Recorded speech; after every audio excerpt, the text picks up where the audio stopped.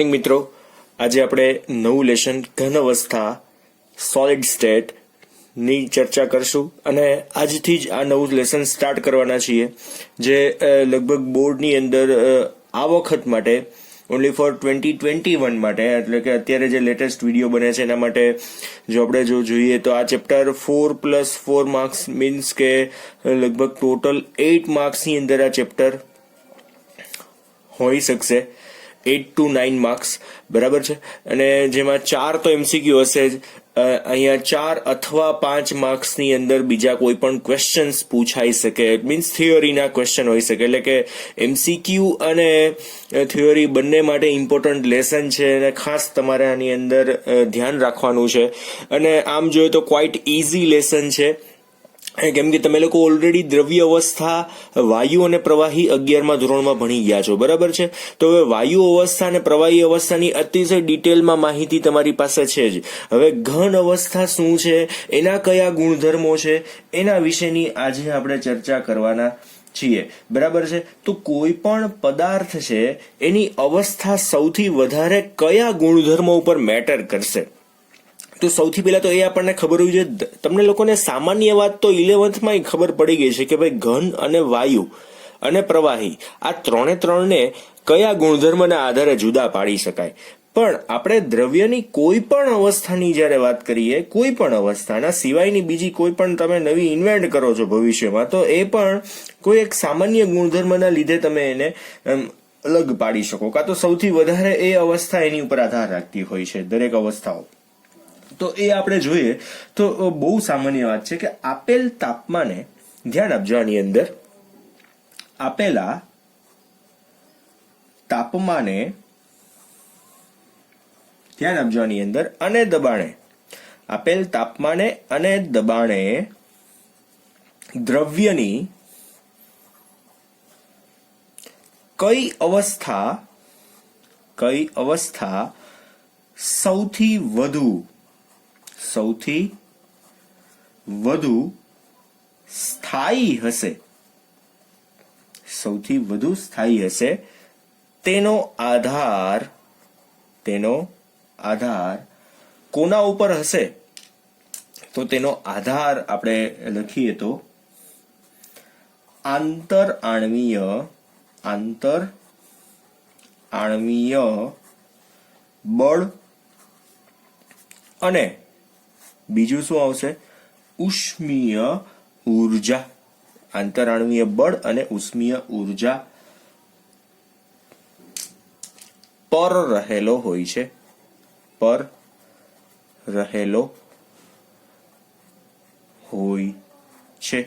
બરાબર છે. આ મેઇન પરિબળો છે, આંતરઆણ્વીય બળ અને ઉષ્મીય ઉર્જા.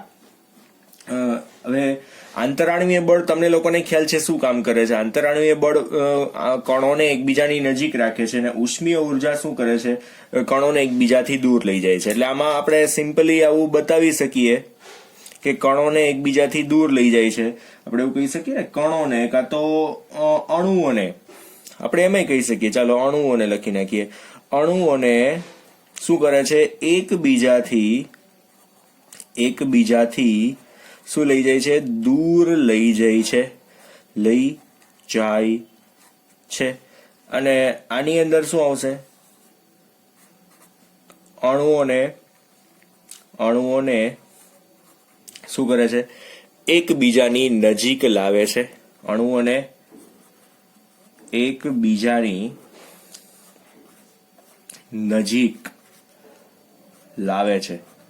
એટલે કયું પરિબળ વધારે ટૂંકમાં ત્યાં જોવા મળે છે એની ઉપર તમે સ્ટેબિલિટીની વાત આખી કરી શકો ખરી. અને સ્પેશિયલી જો આપણે ઘન પદાર્થની વાત કરીએ તો ઘન પદાર્થની અંદર તો આવા ઘણા બધા જુદા જુદા ગુણધર્મો છે, એના વિશે આપણે વાત કરશું. ને એમાં આંતરઆણ્વીય આકર્ષણ બળ સૌથી વધારે આમ જોઈએ તો મેટર કરશે, કેમ કે તમને લોકોને ખ્યાલ છે કે ઘન પદાર્થની અંદર આંતરઆણ્વીય આકર્ષણ બળ અતિશય વધારે હોય છે, અંતર અણુઓ વચ્ચેનું જે છે એ અતિશય ટૂંકું હોય છે, બરાબર. તો આ ઘણી બધી વાતો આની અંદર, એટલે આપણે આ ચેપ્ટરની અંદર ઘન પદાર્થ એક છે, તો ઘન પદાર્થના પણ જુદા જુદા પ્રકારો વિશેની વાત કરશું. કેમ કે તમને લોકોને હું એમને આ ચેપ્ટર ભણ્યા પહેલા એમ કહીશ કે છોકરાઓ પ્લાસ્ટિક છે એ ઘન પદાર્થ છે, અને તમને જોતા ઘન પદાર્થ લાગે છે, તમે અડશો તો ફિલિંગ એ તમને ઘન પદાર્થ જેવી જ લાગે છે, પણ એ પ્લાસ્ટિક છે એ ચોક્કસ ઘન પદાર્થ નથી ભાઈ. તો તમે એમ કહેશો સર એ કેવો ઘન પદાર્થ છે, તો એ હમણાં આપણે ભણવાના છીએ કે ભાઈ એ કેવો ઘન પદાર્થ છે.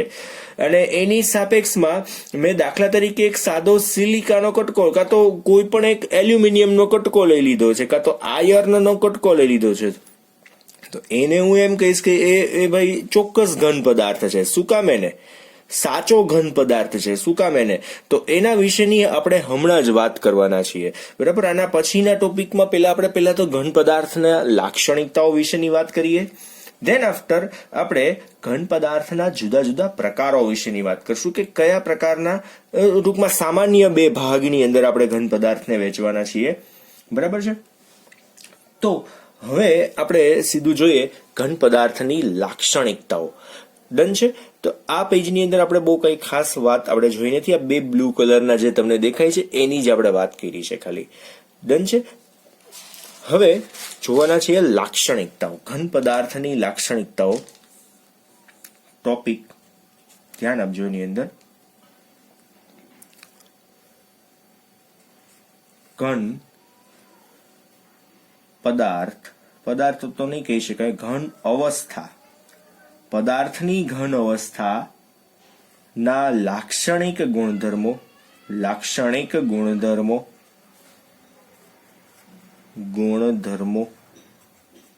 એટલે આપણે અહીંયા જે થોડુંક લખાઈ ગયું છે એક્સ્ટ્રા એને કાઢી નાખીએ. ઘન અવસ્થાના લાક્ષણિક ગુણધર્મો આવું કરી નાખશું ખાલી.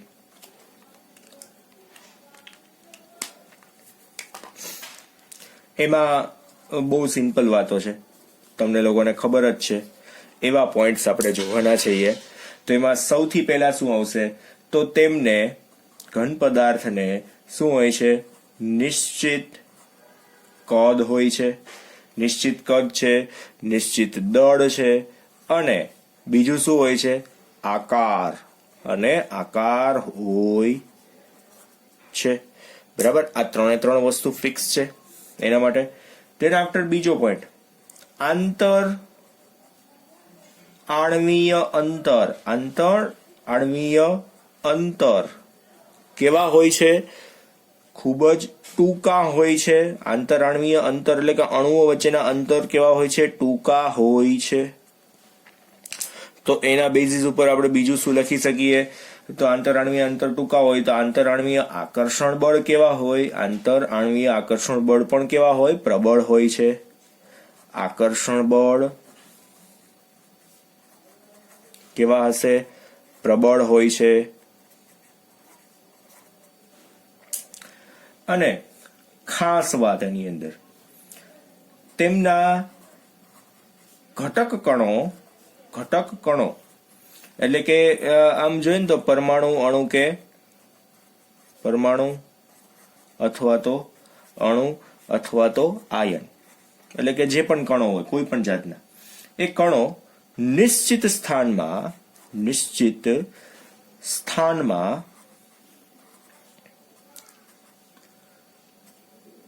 હોય છે અને તેમની ખાસ સરેરાશ સ્થિતિ ની આસપાસ શું કરતા હોય છે, દોલન કરે છે.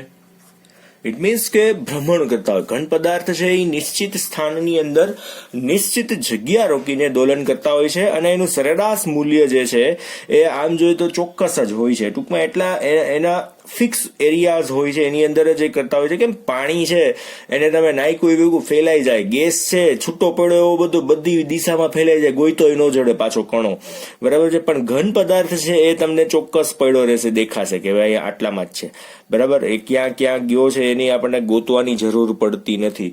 એટલા માટે એટલે આપણે આમાં ઉમેરી શકીએ કે આ ગુણને, બરાબર છે, કાં તો આ બાબતને આપણે એમ કહી શકીએ, આ બાબતને ઘન પદાર્થનો દ્રઢતા અથવા તો જડતાનો ગુણ કહી શકાય. જડતા નો ગુણ કહે છે. બરાબર. જડતા શબ્દ તમે છે ને લગભગ ફિઝિક્સમાં સાંભળ્યો હશે, અને ના સાંભળ્યો હોય તો સાંભળશો. ફિઝિક્સની અંદર જડતા એટલે એક પ્રકારનો એવો કઠણ પદાર્થ કે જેને મૂકવાથી એ નિશ્ચિત સ્થાનની અંદર જ ફેલાવાનો છે. કેમ આ પેનને ફેંકી, જો કે આ જે ઘન પદાર્થ છે તો આપણે કોમન વાત કરીએ છીએ. જો ઘન પદાર્થના લાક્ષણિક ગુણધર્મમાં અત્યારે કોમન ઘન પદાર્થની વાત કરીએ છીએ. પછી તમે એમ કહેશો સર તમે તો પેલા લેક્ચરમાં સ્કેચ પેન એ ફેંકી હતી, તો સ્કેચ પેન કેમ ઘન પદાર્થમાં તમે આડાવડા પ્રકારમાં લીધું? જો કે ઘન પદાર્થ તો છે જ, પણ એના પ્રકાર જુદા જુદા છે, અને સાચા ઘન પદાર્થની અંદર સ્કેચ પેન નહીં આવે. ખાસ જોજો, સ્કેચ પેન પણ સાચા ઘન પદાર્થની અંદર નહીં આવે, કેમ કે કોઈ પણ પોલિમર પદાર્થ છે એ સાચા ઘન પદાર્થ નથી, અને ગરમ કરશું તો ઓગળી જશે, તો આ સાચો ઘન પદાર્થ નથી. બરાબર છે ખરી. આમને તમને ફિઝિકલી ફીલ થાય છે કે આ ઘન પદાર્થ જેવો છે એટલે શબ્દ હું એટલે કહું છું કે ખરેખરમાં સાચો ઘન પદાર્થ નથી. દરેક કારણો આપણે જોશું. અત્યારે આમાં લાસ્ટ પોઈન્ટ જોઈ લઈએ, પછી આપણે આગળ વધીએ, એ જ કારણો તરફ આગળ વધશું ધીમે ધીમે. બરાબર છે ને? ચાલો, તો આમાં લાસ્ટ પોઈન્ટ જે આવશે, ઘન પદાર્થને દબાવીએ તો દબાવી શકાતા નથી. પથ્થરને દબાવજો, બે હાથથી તમારામાં તાકાત હોય ને એટલો દબાવજો. પથ્થર કહું છું, ચોક્કસ. આમ કાળા કલરનો પથ્થર જે આવતા હોય ને સાદા, એ પથ્થર, એને દબાવજો. તે દબાવી શકાતો નથી. તો આપણે એમ કહી શકીએ કે તેને અસંકોચનીયતા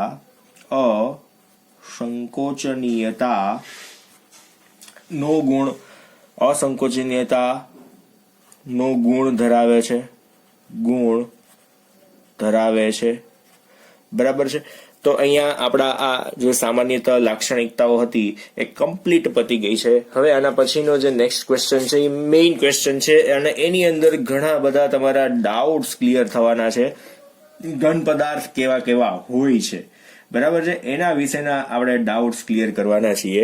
આપણો અહીંયા મેઇન ક્વેશ્ચન, સ્ફટિકમય અને અસ્ફટિકમય ઘન પદાર્થ. બરાબર છે. સ્ફટિકમય અને અસ્ફટિકમય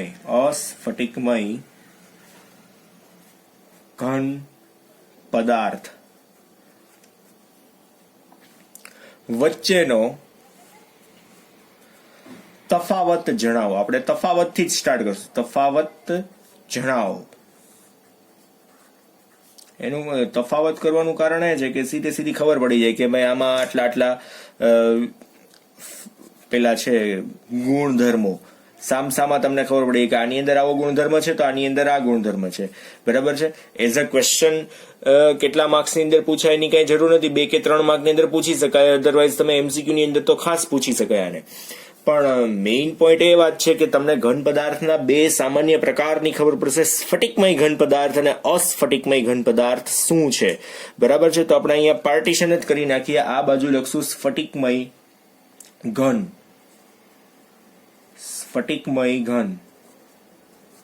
અને આ બાજુ લખી નાખીએ અસ્ફટિકમય ઘન. બરાબર છે. બંનેની અંદર જુદી જુદી વાતો કરવાની આવશે, અને ખાસ ધ્યાન આપજો આની અંદર કયા પોઈન્ટ આપણે જોઈએ છીએ. સૌથી પહેલો જ પોઈન્ટ છે એ જે જોવા જેવો છે આકાર માટેનો. સૌથી પહેલો પોઈન્ટ છે એ આકાર માટેનો છે. તો અહીંયા પહેલા એક વખત લખી નાખું છું આકાર, પછી 2 માં લાગુ પડશે. તો આકાર માટે સૌથી પહેલી વાત, ચોક્કસ લાક્ષણિક આકાર હોય છે. લાક્ષણિક ભૌમિતિક આકાર ધરાવે છે, અને એની સાપેક્ષમાં અહીંયા કેવું આવશે? અનિયમિત આકાર ધરાવે છે. અનિયમિત આકાર. ઇટ મીન્સ કે આપણે બહુ સિમ્પલી જોઈએ કે આની અંદર કેવી રીતના બંધારણ હશે. દાખલા તરીકે એક અણુ જે છે એ અહીંયા એ છે, પછી એની સાથે આપણે અહીંયા બી જોઈન્ટ કર્યો છે, ચોક્કસ આકારની વાત કરીએ છીએ. પછી એક અહીંયા એ છે, ફરી પાછો અહીંયા બી છે, બરાબર છે. પછી પાછો અહીંયા એ છે, ફરી પાછો બી છે. તમને કલર જુદા જુદા દેખાય છે. જો ચોક્કસ રીતે ગોઠવવાના છે અને એને ભૌમિતિક આકાર પણ છે. હવે આ અણુઓની ગોઠવણીમાં આપણે અહીંયા એવું કરશું કે અહીંયા હું કયો અણુ દોરું છું, ગ્રીન કલરનો દોરું છું, તો અહીંયા વચ્ચે કયો આવશે, ચોક્કસ રીતે ગોઠવાયેલા હશે બધા અણુઓ એકબીજાની વચ્ચે, કાં તો એની અંદર ચોક્કસ આમ કંઈક ભૌમિતિક રચના છે એવું તમને લાગશે, બરાબર છે. થર્ડ લેયર બનાવીએ તો અહીંયા વળી પાછું આ રીતના હોય, પાછું અહીંયા આ રીતના, અને અહીંયા આ રીતના હોય. તમને આમ ચોક્કસ કંઈક વસ્તુ જોવા મળી, ચોક્કસ આકાર જોવા મળ્યો એવું તમને લાગશે, આમ બરાબર છે, ચોક્કસ રીતે ગોઠવાયેલા છે. એની સાપેક્ષમાં અહીંયા શું હોય, 3 આમ ઓરેન્જ થઈ ગયા, ગ્રીન થઈ ગયા, ધેન આફ્ટર પછી અહીંયા ઓરેન્જ આ રીતના કનેક્ટેડ છે, કાંઈ નક્કી જ નહીં, બરાબર છે. એ કઈ વસ્તુનું કઈ નક્કી જ નહીં. આની અંદર જે રીતના મજા આવે એ રીતના બધા ગોઠવાઈ ગયેલા હોય, તો જે રીતના મજા આવે એમ ગોઠવાયેલા હોય તો એમ તો હાલે નહીં. અનિશ્ચિતતા હોય તો આને શું કહેવાય કે અણુઓની અંદર કંઈક અનિશ્ચિતતા છે, અને અનિશ્ચિતતાને લીધે આની અંદર કંઈક આંતરાણવીય આકર્ષણની અંદર પણ ફેરફાર આવે. કોની સાપેક્ષમાં? આની સાપેક્ષમાં. ચોક્કસ રીતે ગોઠવાયેલા છે તો તમે એને વ્યવસ્થિત રીતે બાયફર્ગેશન કરી શકો છો, અથવા તો એના આંતરાણવીય આકર્ષણ વિશેની વાત કરી શકો છો. આની અંદર શું છે, હવે અનિયમિત રીતે ગોઠવાયેલા છે. હવે અનિયમિત રીતે ગોઠવાયેલા હોય તો એમની વચ્ચે આકર્ષણની તો શું વાત કરવી, અંદર ને અંદર માથાકૂટ જ ચાલતી હોય તો આંતરાણવીય આકર્ષણ તો એની અંદર કઈ રહેતું નથી, બરાબર છે. એટલે આ ખાસ પોઈન્ટ હતો કે આની અંદર આંતરાણવીય આકર્ષણ ઓછું હોવાના લીધે કંઈક તો પ્રોબ્લેમ થાય. ઉષ્મીય ઉર્જાની સીધી અસર આની ઉપર ફટાફટ થઈ શકે છે. આની ઉપર ઉષ્મીય ઉર્જાની અસર ધીમી પડી શકે છે, પણ આની ઉપર તો સૌથી વધારે થઈ શકશે. ત્યાર પછી આમાં જોઈએ ગલનબિંદુ અને ઉત્કલન બિંદુ, કાં તો ખાલી ગલન બિંદુ જ. આમ તો આની અંદર ઉત્કલન બિંદુ નહીં આવે, ઘન પદાર્થ છે, બરાબર છે. હવે આપણે જોઈએ ગલન બિંદુ. તો ગલન બિંદુમાં પણ ચોક્કસતા કંઈક જોવા મળે છે. અને શું ચોક્કસતા છે, તો આની અંદર ચોક્કસ ઘન પદાર્થ જે છે એમાં ચોક્કસ અને લાક્ષણિક તાપમાને શું થાય છે, પીગળે છે. જે સ્ફટિકમય ઘન પદાર્થ છે એ ચોક્કસ અને લાક્ષણિક તાપમાને શું થઈ જાય છે, પીગળી જાય છે. અને અહીંયા શું થાય કે ભાઈ તાપમાનના ગાળા દરમિયાન હવે તાપમાનના ગાળા દરમિયાન એટલે હું હમણાં કહું, ધીમે ધીમે નરમ બને છે. ધીમે ધીમે શું થાય છે, નરમ બને છે. તો અહીંયા કોઈ પણ આપણે સોલિડ્સ, દાખલા તરીકે મેટલ છે એની વાત કરીએ કે કોઈ પણ ઘન પદાર્થ જે મેટલ છે એની આપણે વાત કરીએ ને, તો એમાં શું થાય, મેટલ એટલે કયા, તો તમે એવું સમજી લ્યો કે અત્યારે આપણે સ્ફટિકમય ઘન પદાર્થની અંદર દાખલા તરીકે NaCl લઈ લઈએ. ચાલો મેટલના બદલે NaCl લઈ લઈએ. તો NaCl મિત્રો એવું છે ને કે એની અંદર એક તો પહેલા તો અણુઓની ગોઠવણી ચોક્કસ છે, આંતરાણવીય આકર્ષણ બહુ જોરદાર છે, એની અંદર વાન ડર વાલ્સ એટ્રેક્શન ફોર્સ તો છે, આયોનિક બોન્ડ પણ છે, અને સહસંયોજક બંધ પણ એની અંદર બને છે. તો આ બધા જ ગુણના લીધે એની અંદર આંતરાણવીય આકર્ષણ વધારે છે. હવે એને ગરમ કરશો તો અતિશય ઊંચા તાપમાને, પણ એવું એક ચોક્કસ તાપમાન, દાખલા તરીકે આમ લગભગ 600-700 ડિગ્રી તાપમાન છે, અને એ 700 ડિગ્રી તાપમાને ફિક્સ. આપણે એમ કીધું કે ભાઈ NaCl નું ગલન બિંદુ જે છે ને એ 700 ડિગ્રી છે. તો 700 ડિગ્રી જેવું પહોંચે ને એવું 1 ડિગ્રીના ફેરની અંદર તરત જ ઓગળી જાય, પીગળી જશે, તરત જ પીગળશે. એક સ્ફટિકમય ઘન પદાર્થ છે, કેમ કે એની ચોક્કસ ભૌમિતિક આકાર છે, અને એની સાપેક્ષમાં અસ્ફટિકમય ઘન પદાર્થ છે. એને તમે આમ કીધું છે ને કે 700 ડિગ્રીએ ગરમ પીગળશે, તો એમાં શું થશે, 690 હશે ને ત્યારથી ધીમે ધીમે આમ નરમ બનવા માંડશે, પોચું પડવા માંડશે. 710 સુધી ઓગળતું જશે, 720 સુધી ઓગળતું હોય, કાંઈ નક્કી ન કહેવાય. એ તાપમાનના ગાળાની અંદર શું થાય, નરમ બને ધીમે ધીમે, પછી ધીમે ધીમે ઓગળતું હોય. એને ફરી પાછું તમે એક વસ્તુમાંથી બીજી વસ્તુમાં ઢાળી શકવાનો ગુણ પણ આમાં કહી શકીએ. કાચ પણ આની અંદર આવી જાય. કાચમાં પણ આવું તમે જોઈ શકો છો. તમને લોકોને મેં જ્યારે દ્રવ્ય અવસ્થા ભણ્યા હતા ને ત્યારે પણ લગભગ કીધું હતું ને તમે લોકોએ ધ્યાન આપ્યું હોય તો ઠીક છે, પણ કાચની અંદર પણ આવું થાય છે કે તમે સાદો કાચ જે ઘરમાં યુઝ કરેલો છે એ કાચ, સાદો કાચની વાત છે, પેલા ફિલ્મ વાળા ને આપણે એની વાત નથી કરતા, પણ એમાં પણ અમુક વર્ષે દેખાય છે. પણ સાદા કાચ જે ઘરમાં લગાવેલા હોય છે એને 8-10 વર્ષ પછી તમે જો જુઓ ને તો ઉપરથી એ કાચ છે ને પાતળો થઈ જાય, નીચે જાડો થઈ ગયો હોય. એટલે શું થાય કે એમાં આંતરાણવીય આકર્ષણ ચોક્કસ નથી, અસ્ફટિકમય ઘન પદાર્થ છે. એટલે નીચેના ભાગે શું થાય, એ જડતાનો ગુણધર્મ નીચેના ભાગે છે ને શું થઈ જાય, જાડો થઈ જાય, અને ઉપરના ભાગે પાતળો થઈ જાય. એટલે એ કાચની અંદર આ ગુણ આપણે ખાસ એક જોઈ શકીએ છીએ. આ તમારા માટે ખાસ હતું. અને આની અંદર ગલન બિંદુની સાથે સાથે જ આપણે જોઈ લઈએ ગલન ઉષ્મા. ગલન ઉષ્મા શું છે જોઈ લઈએ. ગલન ઉષ્મા ધ્યાન આપજો. એની અંદર ગલન ઉષ્મા માટેની આપણે વાત કરીએ તો ખાસ તેમને નિશ્ચિત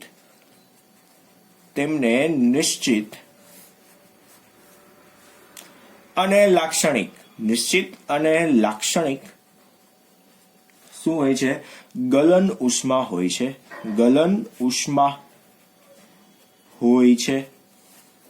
અને અહીંયા શું છે, નિશ્ચિત ગલન ઉષ્મા હોતી નથી. નિશ્ચિત ગલન ઉષ્મા હોતી નથી.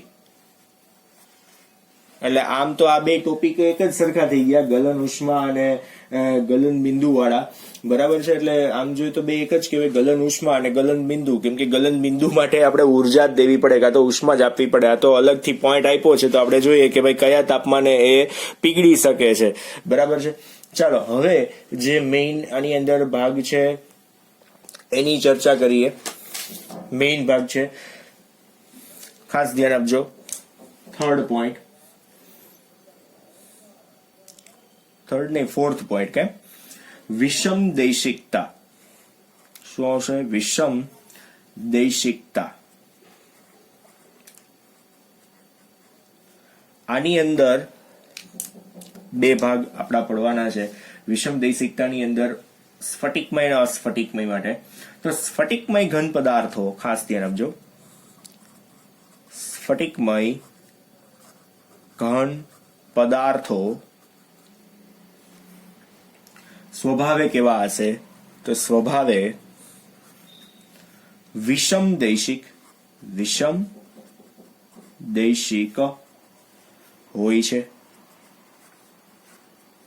એનો મિનિંગ શું, વિષમ દૈશિક નો મિનિંગ શું, આમાં જ આપણે એડિશન કરીએ. વિષમ દૈશિક એટલે કેવા, બરાબર છે. તો સ્ફટિકમાં દિશામાં, જુદી જુદી દિશામાં વિદ્યુતીય અવરોધ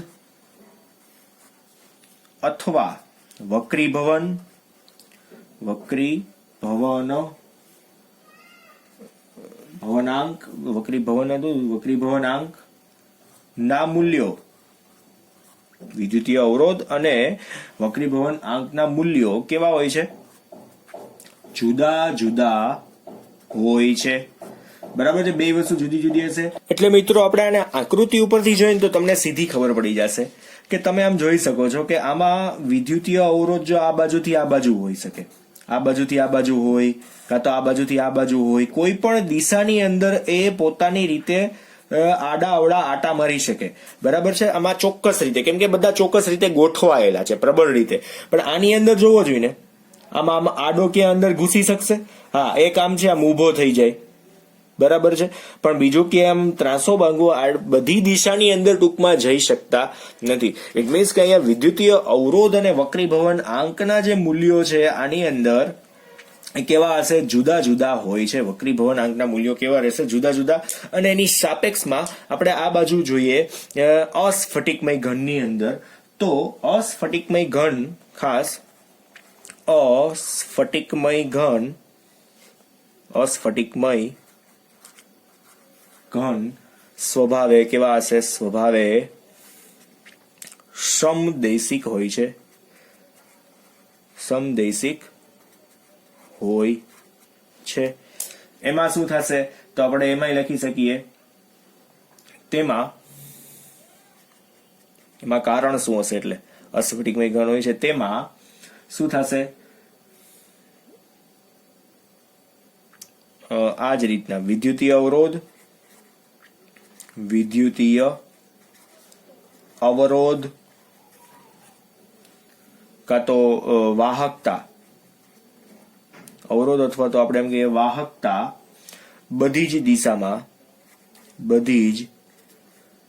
દિશામાં કેવા હોય છે સરખા અને વક્રીભવનાંક પણ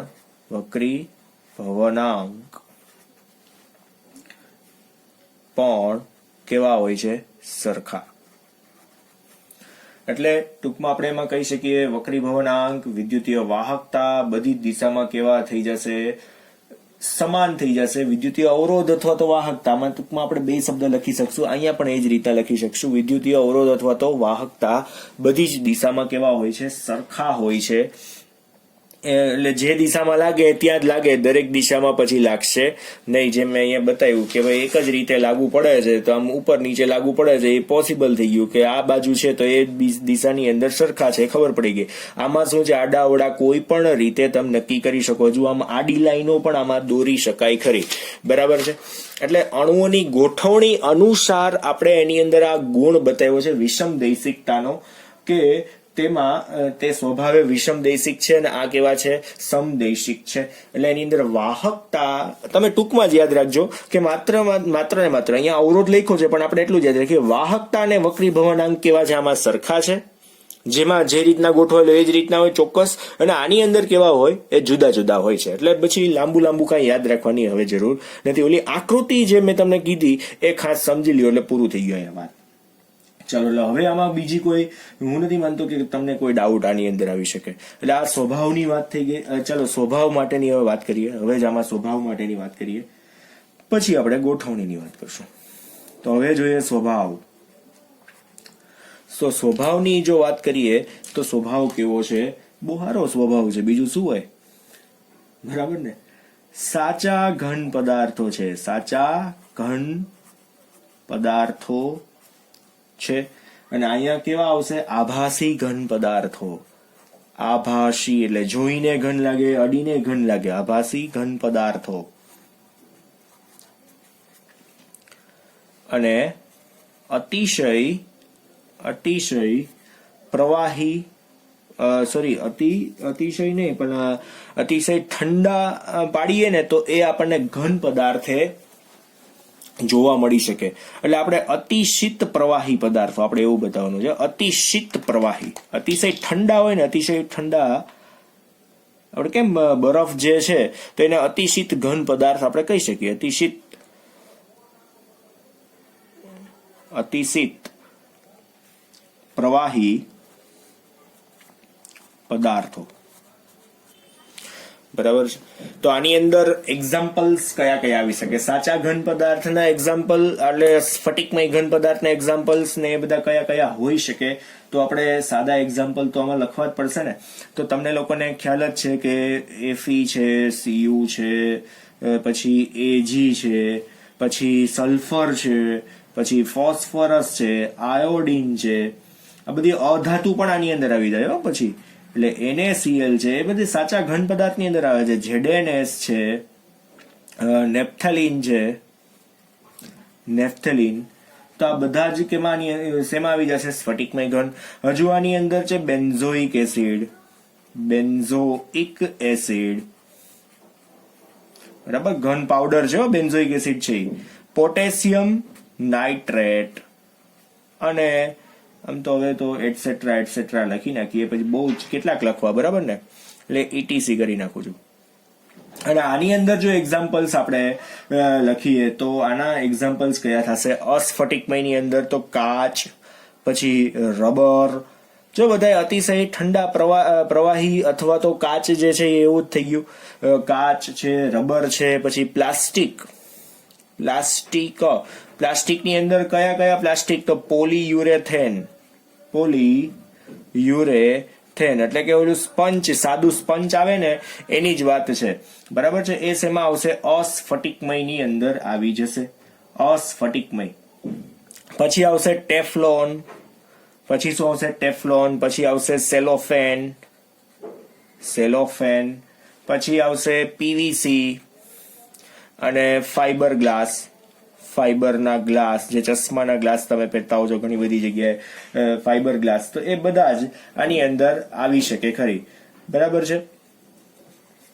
હવે આની અંદર એક સાદો ગુણ છે, ચિરાડનો ગુણધર્મ. ચિરાડ ગુણધર્મ ઇટ મીન્સ કે ક્લેવેજ, એને તમે કાપો તો આપણને કેવું દેખાય છે. ચિરાડ ગુણધર્મ શું છે એના વિશેની વાત કરી દે. દેન આફ્ટર આપણે અહીંયા પોઈન્ટને પૂરો કરશું. આ લાસ્ટ ગુણધર્મ છે ચિરાડ ગુણધર્મ.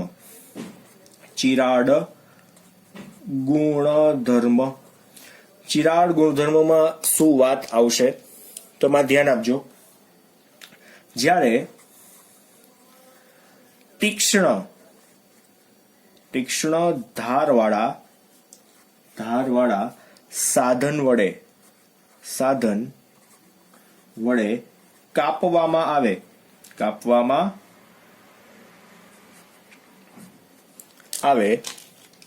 ત્યારે શું થાય કે બે ચોક્કસ ભાગની અંદર એ રૂપાંતરિત થઈ જાય છે, ચોક્કસ રીતે આમ કટકા થાય, બરાબર. કાપવામાં આવે ત્યારે તે બે ભાગમાં વિભાજિત થાય છે.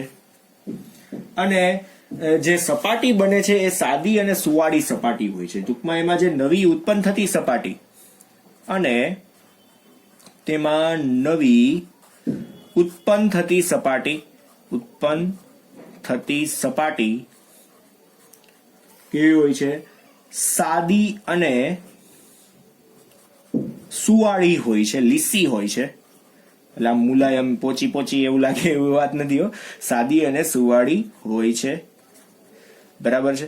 હવે એક ખાસ કે ભાઈ દરેક વખતે આવું જ હોય એવું જરૂરી નહીં. આમાં પણ ઘન પદાર્થમાં એક્સેપ્શન કેસ ઘણા બધા હોય જ છે. આમ તો કેમેસ્ટ્રીમાં હરેક થિયરીમાં ક્યાંક ને ક્યાંક એક્સેપ્શન કેસ છે જ, અપવાદરૂપતા હોય જ છે. એટલે આ કોમન ગુણધર્મની વાત છે, કેમ કે સ્ફટિકમય અને અસ્ફટિકમયની અંદર પણ હજુ એ કઈ ચોક્કસ આપણે પ્રકાર હજી પાડ્યા નથી, કેમ કે સ્ફટિકમય ઘનની અંદર એ પાછા આપણે પ્રકાર પાડવાના છે અને એ આપણે જોવાના છીએ શું આવશે, બરાબર છે. એટલે અત્યારે આપણે કોમન ગુણધર્મો જોઈ છે એવું તમે સમજો તોય ચાલશે. ધાતુના કોમન ગુણધર્મો જુઓ છો તો પણ ચાલશે.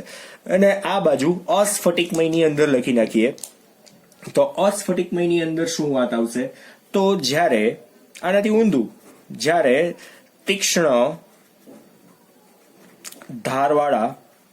ધારવાળા સાધન વડે કાપવામાં આવે ત્યારે શું થશે?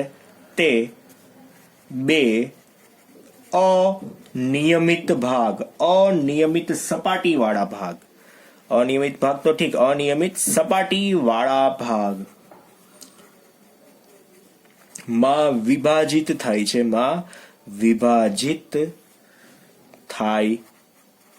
છે. આ પેલા જેવી વાત થઈ કે તમે એક મોટું નહીં પણ આમ નાનું તરબૂચ લઈ આવ્યા છો સરસ મજાનું, અને બહુ લાંબા ચપ્પાથી અથવા તો છરી વડે તમે એને કાપો છો. જો છરીથી કાપો છો તો તમને કેવું સરસ મજાનું આમ બે ભાગ ચોક્કસ દેખાય છે, પણ ઇન પ્લેસ ઓફ હવે એને તમે પેલી રીતના કાપી નાખો, એમને હાથ મારીને કાપો છો તો કેવું આડા અવળું કપાશે. અંદરની સપાટી છે એ કેવી અનિયમિત ખુલશે. હાથ મારીને કાપ્યું છે, દબાવીને કાપ્યું છે, કોઈ પણ રીતે તમે કોઈ તીક્ષ્ણ પદાર્થ વગર કાપી નાખ્યું છે તો એ જ તરબૂચ છે એ અનિયમિત આકારનું બની શકે છે, ડૂચાઈ થઈ જાય, કંઈ પણ થાય, બરાબર છે. તો અહીંયા એ વાત છે કે ઘન પદાર્થના ગુણધર્મની અંદર ચોક્કસતા છે કે ભાઈ સ્ફટિકમય ઘન પદાર્થ હોય ને તો એને છરી ચપ્પાથી કાપશો તો શું ફાયદો થશે કે ભાઈ ચોક્કસ રીતે કપાશે, સાદી અને સુવાળી સપાટી હશે, લીસી સપાટી, આમ ચોક્કસ બે ભાગ હશે. અને આની અંદર એવા ચોક્કસ બે ભાગ રહેતા નથી. એ ચિરાડ ગુણધર્મ છે, કાં તો ક્લેવેજ જે છે એની સપાટી માટેની વાત છે. ચિરાડ ઇટ મીન્સ સપાટી કેવી છે તો આની અનિયમિત છે, આની કેવી હશે? સાદી અને સુવાળી. બસ આ બે જ આની અંદર પોઈન્ટ છે. સપાટી કેવી છે તો સાદી અને સુવાળી. અહીંયા કેવી હશે? અનિયમિત સપાટી હશે. બરાબર છે. બીજો કોઈ જ ચેન્જ આની અંદર નથી. તો આપણે ટોટલ અહીંયા જે પોઈન્ટ જોયા છે એમાં ચિરાડ ગુણધર્મ જોયો, પછી આપણે સ્વભાવની વાત કરી, વિષમદૈશિકતાની વાત કરી. વિષમદૈશિકતા છે એ મેં તમને લોકોને કીધું કોના, જો આ ખાસ એક્ઝામ્પલ એમસીક્યુ માટે ખાસ કરવાના, જો આ એક્ઝામ્પલ તમારે લખી જ નાખજો ખાસ. બરાબર. તો સ્વભાવ, વિષમદૈશિકતા, પછી ગલન ઉષ્મા. તમને લોકોને ખાસ આમાં નેપ્થેલિન જે છે ને એ સ્ફટિકમય અને અસ્ફટિકમય બેની અંદર આપ્યો હશે. આમાં સ્ફટિકમયની અંદર તમારે એડ કરી દેજો. ડન છે. પછી વિષમદૈશિકતા માટે આમાં નીચે તમે છે ને આ બંને આકૃતિઓનો દોરીને એમાં એરા કરી નાખજો એટલે તમને લોકોને વધારે સમજાઈ જાય. ગલન ઉષ્મા અને ગલન બિંદુ both are same topic, both are same lines. બરાબર. અને છેલ્લે છે આકાર તમને લોકોને મેં બતાવ્યા છે ચોક્કસ અને આની અંદર અનિયમિત છે.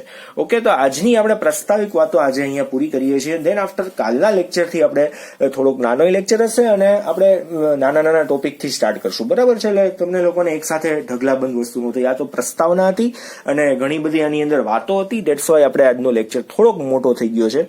એડજસ્ટ કરી લેજો. અને કઈ ડાઉટ હોય તો વોટ્સઅપની અંદર ફોટો પાડીને તમે મને મોકલી શકો છો. બરાબર છે. આજે અહીંયા સુધી રાખીએ. Thank you.